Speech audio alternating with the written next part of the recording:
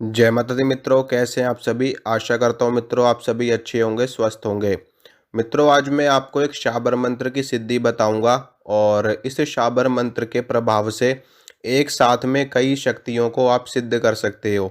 इस मंत्र में इतनी शक्ति है कि आप एक ही मंत्र से माँ दुर्गा की, भगवान भैरव की, माता काली की, माँ ज्वाला की 64 योगिनियों की सिद्धि प्राप्त कर सकते हो और आप जब चाहे कोई भी कार्य अपना सिद्ध करवा सकते हो इस मंत्र के प्रभाव से, इस मंत्र की शक्ति से।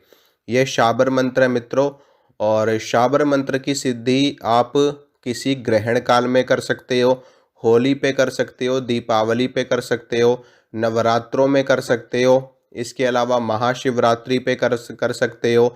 इसके अलावा कोई भी शुभ तिथि हो, शुभ नक्षत्र हो, जैसे कि गुरु पुष्य योग, रवि पुष्य योग, सर्वार्थ सिद्धि योग, अभिजीत मुहूर्त और इसके अलावा ग्रहण काल का समय हो, तो इनमें भी आप इस मंत्र को ज़्यादा से ज़्यादा जाप करके इस मंत्र की शक्ति बढ़ा सकते हो। वैसे तो मित्रों जो शाबर मंत्र होते हैं वो पहले से ही सिद्ध होते हैं, लेकिन फिर भी अगर आप इनको थोड़ा सा जाप कर लेते हो तो इनकी सिद्धि और भी ज़्यादा बढ़ जाती है, इनकी शक्ति और भी ज़्यादा बढ़ जाती है। जब आप इस मंत्र को सिद्ध कर लोगे तो उसके बाद में आप जिस भी शक्ति का आवाहन करोगे वह शक्ति आपके समक्ष आएगी और आप जो भी अपना कार्य सिद्ध करवाना चाहते हैं वो कार्य आप उस शक्ति से कहेंगे और वो शक्ति कुछ ही समय के अंदर अंदर आपका वो कार्य सिद्ध कर देंगी।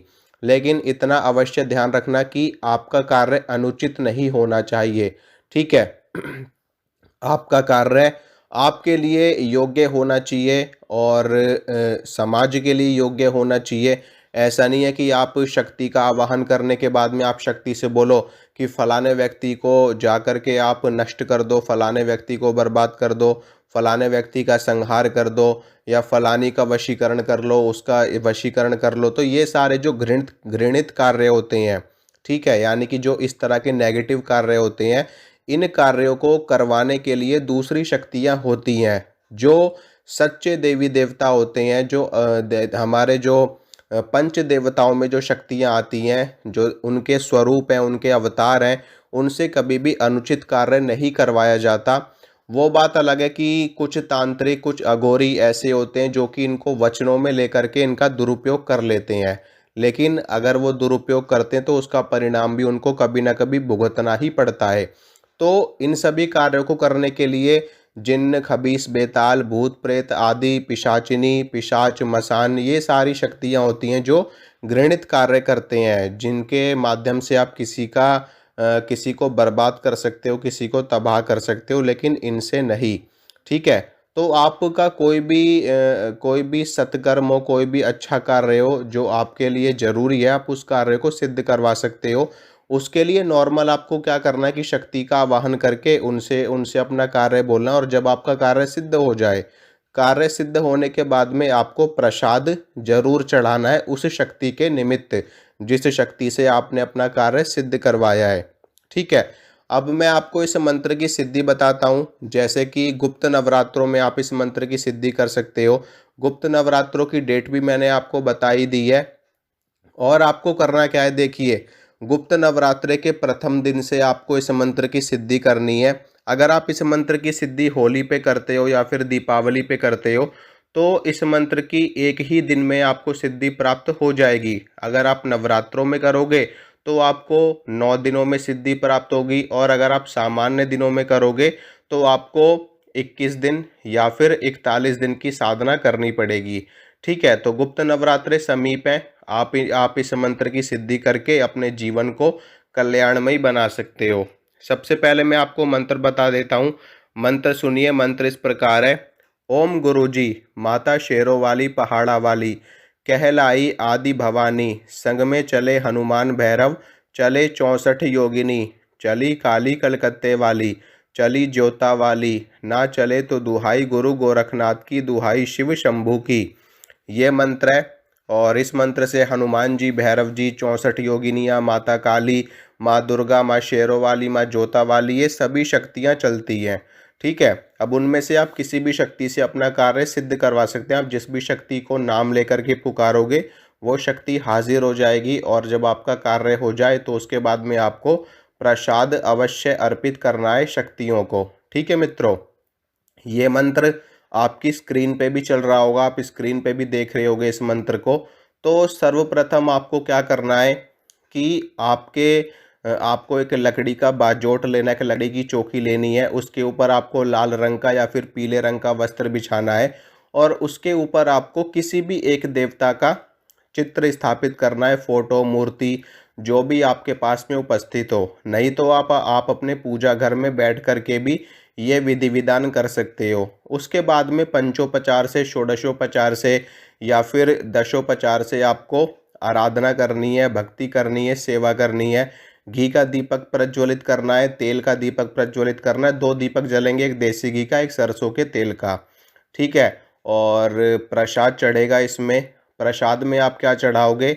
आपको चढ़ाना है 7 प्रकार की मिठाई और आपको चढ़ाने हैं 7 बताशे और 2 लौंग, 2 इलायची और आपको चढ़ाने हैं इसमें 5 प्रकार के फल। ठीक है, ये मिठाई आपको अर्पित करनी है। इस मिठाई में सभी देवी देवताओं का भोग प्रसाद उनको समर्पित हो जाएगा। ठीक है, और घी का और तेल का दीपक जलेगा और इसमें आपको 9 दिनों तक ब्रह्मचर्य का पालन करना पड़ेगा और 9 दिनों तक आपको बिल्कुल सात्विक भोजन लेना है। आपके भोजन में प्याज लहसुन भी नहीं होना चाहिए। ठीक है, पूरी तरीके से सात्विक भोजन आप लोगे और ब्रह्मचर्य में रहोगे।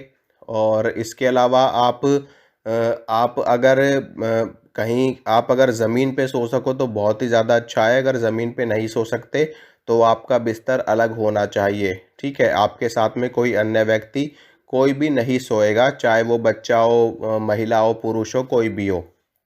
ठीक है, अब आपको क्या करना है कि सर्वप्रथम भगवान गणेश की पूजा आपको करनी है, क्योंकि अग्र पूजा के अधिकारी भगवान गणेश हैं। उनको बिना मनाए कोई भी सिद्धि प्राप्त नहीं होती। तो उनके मंत्र आपको पढ़ने हैं या फिर आप उनकी स्तुति कर सकते हो। गणेश चालीसा का पाठ आप कर सकते हो, नहीं तो गणेश अथर्व शीर्ष का पाठ आप कर सकते हो। गणेश जी की स्तुति भी कर सकते हो, जैसे कि वक्रतुंड महाकाय सूर्यकोटि समप्रभ निर्विघ्नं कुरु मे देव सर्वकार्येषु सर्वदा गजाननं भूतगणादि सेवितम। इस प्रकार से आप उनकी स्तुति करके उनको प्रणाम करिए। उसके बाद में आपको रुद्राक्ष की माला लेकर के इस मंत्र की एक माला आपको करनी है। ठीक है, यानी कि 108 बार 9 दिनों तक आपको रोज 108 बार मंत्र का जाप करना है। 9वें दिन आपको हवन करना है इसी मंत्र से, यानी कि 108 मंत्रों से आपको हवन भी करना है 9वें दिन। हवन सामग्री में थोड़ा सा देसी घी आपको मिला लेना है और थोड़े से फल काट करके आपको हवन सामग्री में डाल लेने हैं। थोड़े से बताशे डाल देने हैं, थोड़े से लौंग, थोड़ी सी इलायची। ठीक है, ये डालने के बाद में आपको 108 बार मंत्र पढ़ के हवन करना है। ठीक है, हवन करने के बाद आपका मंत्र सिद्ध हो जाएगा। उसके बाद में जो भी आपको कार्य अपना करवाना है, आपको जब भी आप कार्य करवाने के लिए बैठोगे तो आप शुद्ध अवस्था में होने चाहिए। ठीक है, ऐसे नहीं कि आप कुछ भी करके आए हो और आप सीधा शक्ति को बुलाने लगे। नहीं, आपको पहले अच्छे से हाथ पैर मुंह धोना है। उसके बाद में अपने पूजा घर में जाना है, वहाँ पर बैठ कर के आपको प्रार्थना करनी है, आवाहन करना है देवी देवताओं का। उसके बाद में आपको अपना कार्य उनसे कहना है और जब आपका कार्य हो जाए तो आपको प्रसाद उनको चढ़ा देना है। ठीक है, इस प्रकार से आपकी सिद्धि पूरी होगी और जो भी आप कार्य करवाना चाहते हैं वो भी सिद्ध हो जाएगा। ठीक है मित्रों, तो आशा करता हूँ मित्रों जो जानकारी मैंने आपको दी आपको अच्छी लगी होगी, आपको पसंद आई होगी। अगर मेरे द्वारा दी गई जानकारी आपको अच्छी लगती, पसंद आती तो वीडियो को लाइक करना, वीडियो को शेयर करना, चैनल को सब्सक्राइब करना।